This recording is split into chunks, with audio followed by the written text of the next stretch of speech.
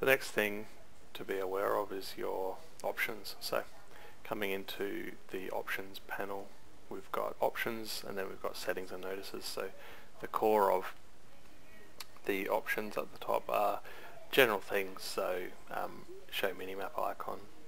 The module will also, based on a list of ranks, which are considered, I guess, rating level ranks, will give you a notice when you log in if they haven't been online for 14 days in this case, but that could be as many or as little as you want, and it's really just a way of triggering you to be following up, especially on trialists and things like that. But if someone's attendance is dropping off, what exactly is going on? Show loot menu as a sub-menu. This is basically will group up all of these into a DKP and loot menu with all of these items as sub-items. Now I prefer it all out like this, but I added the option in there just in case other people wanted to do it differently. And then down the bottom here we've got the option to enable modules. So if there's something that you don't want to see referenced throughout the modules, so guild bank repairs is something that's only applicable to a GM, you can turn that off, and when you do a reload next time it will disappear from this list, so you won't need to have it on there. So if all you're concerned about is DKP and loot, then you can remove everything else and that's all you'll see on the add-on. Settings themselves are broken up into a number of categories. So raid setup and options, so automatically set our raid difficulty, automatically set master loot, and automatically promote by ranks. So where I'm automatically promoting guild assistants, probably should be auto promoting officers as well, and above, sorry, yeah, so guild officers and above will be, guild assistants and above will get promoted. Raid running options, basically, am I going to do auto consumable checks, which I showed you earlier, an option to only do that if you're the raid leader, and also only set auto marks if you're the raid leader as well. So that way you're not conflicting with another person running the add-on. So raid leader gets the priority effectively. Spells and auras, enable spell aura on screen print, so that that log that I was showing can be printed on screen. That obviously the options around this will increase as the functionality does in the future. Loot settings, so enable the loot module for managing things like your alt left clicks and anything like that, and also the notices out to people. Auto reload after looting just gives you the option to save that database file after each loot. Just makes it a bit safer so you don't lose data. Auto pass green items, so as you loot items, as your master looter, it'll get passed to your DE person.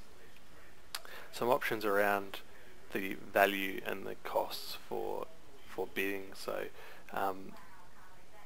basically we use a DKP halve system, so for main spec it's 50% with a minimum spend of 20 DKP, and off spec is a static 5 cost. So you can set this up how you like.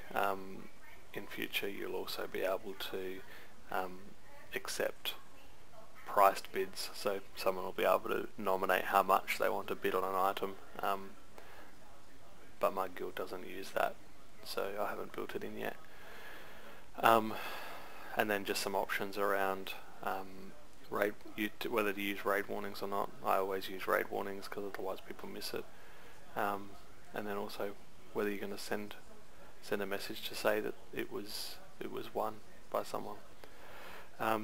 The last section is rank loot priorities. So in our guild, the basic rule is raider is greater than alts or socials or trialists. So the way I've set this up is that it's a 1 to 4 ranking, 4 being the highest priority, and this is something that's used to build up your score. So a trialist will get a trialist of the same class will get lower priority on an item than a raider will, just simply because they've clearly contributed to the guild more, and they've proven themselves that they're not going to leave anytime soon. We had a lot of trialists come through who got loot and left, so this is something that we built into our rules that you can incorporate. If you don't do that type of prioritization on loot, then just set them all to the same value and everyone will be given the same priority.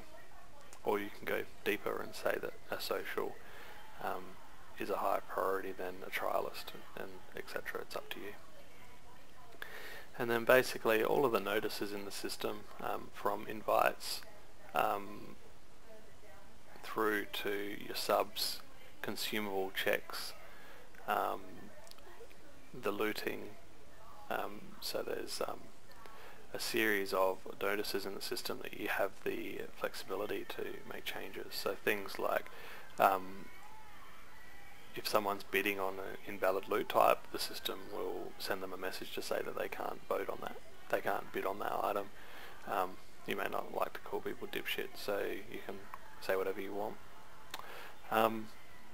That's the options, and the only other screen here that is going to be part of 2.6 is the version checking. So you'll be able to check the raid or the guild for people running UpysRaidTools, and also check the plugins associated. So there's a DKP and an Upy plugin currently available. This will give you all those versions, and it just gives you a prompt.